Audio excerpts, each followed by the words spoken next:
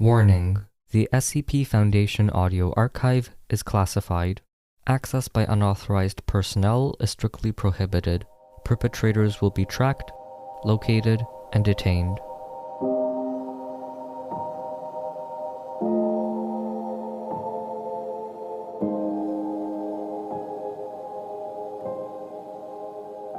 Take on me. Item number: SCP-3028. Object Class: Safe. Special Containment Procedures. SCP-3028 is kept in Site-103's Low-Value Anomalous Items Storage Vault when not undergoing testing. A full list of writing produced by SCP-3028 is available to personnel with 2-3028 clearance. Description: SCP-3028 is a wooden window box planter. Flowering plants grown in SCP-3028 will grow at roughly 20 times their natural rate. Plants grown in SCP-3028, hereby SCP-3028-1, will develop abnormal pigmentation patterns on their leaves and petals, beginning at maturity, in the form of easily legible English language political or social commentary that is almost universally considered irrelevant, nonsensical, or objectionable. A sample can be found in Appendix A. These statements, hereby SCP-3028-2, often deal with current events that have received substantial media attention in the country where SCP-3028 is located at the time. Footnote 1. The minimum observed time between an event occurring and SCP-3028-1 generating a statement that refers to it is 54 minutes. Plants grown from seeds produced by SCP-3028-1 will develop additional instances of SCP-3028-2 that expound on the originating instance, even if they are not planted in SCP-3028. When related SCP-3028-2 are placed in the proper order, SCP-3028-1 and its descendants can be used to produce complete essays that attempt to defend the position present in the original SCP-3028-2 instance. Additional defendants of SCP-3028-1, beyond the number necessary to complete an essay, will repeat SCP-3028-2 instances found on prior descendants. Essays produced by SCP-3028, while unusual in content, possess no readily apparent anomalous properties. However, some researchers have suggested that additional research may be necessary to properly establish a control group with which these essays may be compared. Appendix A. Sample of SCP-3028-2 instances. Full content of the essays associated with each instance is available to authorized personnel upon request. Chemotherapy is anti-feminist. If Gandhi really wanted to make a difference, he would have voted. School lunches should not include grains or vegetables.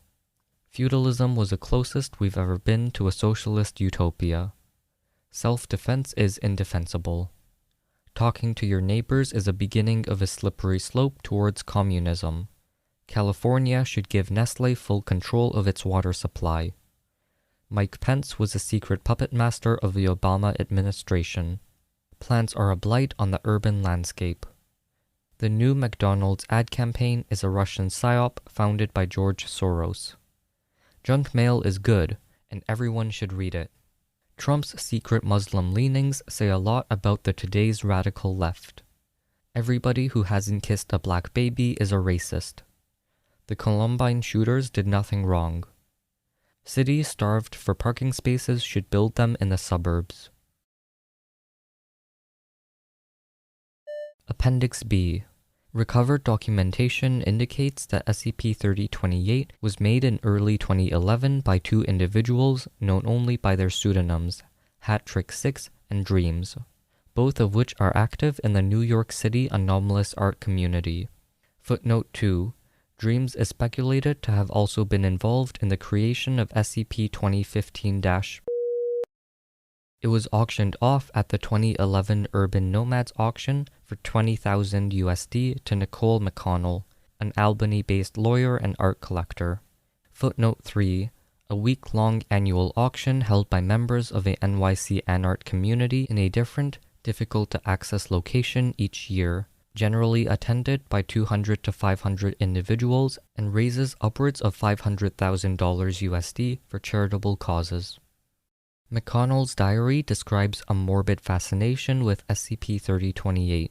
She would regularly catalog the statements she found most disagreeable.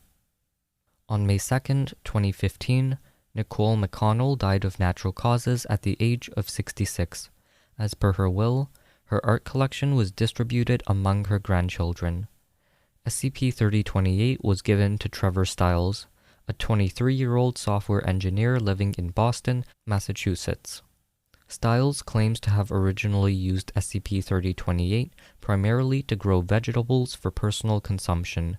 However, after several months, he began to use SCP-3028 to produce opinion pieces that he would submit to various publications as a practical joke. When several of these pieces were published and attracted considerable attention, Stiles instead created websites under various pseudonyms for the express purpose of hosting SCP-3028 produced content. When a piece was published, he would then, with the assistance of several associates, draw attention to it on social media, generating advertising revenue when incredulous or amused readers visited the site to read the piece. In February of 2016, Stiles left his prior place of employment to operate a startup business based on the aforementioned revenue model. He hired 3 employees to perform curation, gardening, search engine optimization, and other miscellaneous duties. 1. In violation of a non-disclosure agreement they had signed upon being hired, described SCP-3028 and its effects on several social media accounts. The Foundation performed a routine investigation, after which SCP-3028 was confiscated, all relevant documentation was retrieved, and all persons of interest were amnesticized.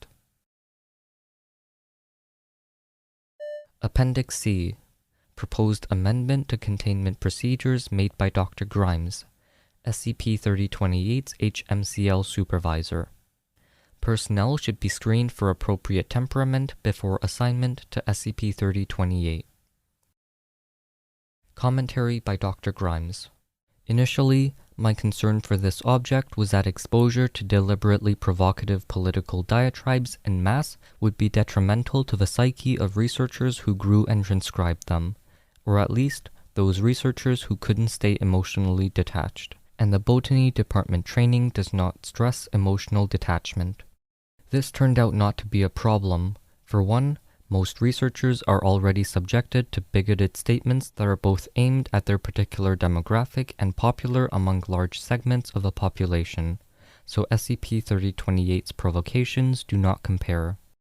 Beyond that, most of the researchers who did have difficulty handling the work were prompt and professional in their requests for reassignment. A more pressing issue is that on 2 occasions, researchers have actively requested assignment to SCP-3028 and remained on the project even while it caused them distress. In both cases, the researchers would spend extended periods of time reading archived material produced by SCP-3028, expressing dismay or angered when presented with opinions that deeply conflicted with their worldview or represented forms of discrimination to which they were subject. Over time, this affected the quality of their research and ability to work with other researchers. Upon confrontation, both admitted to using SCP-3028 produced content as a method of deliberately causing themselves distress. Needless to say, use of an SCP object for self-harm is unprofessional, and personnel with these tendencies should not be permitted to work on SCP-3028.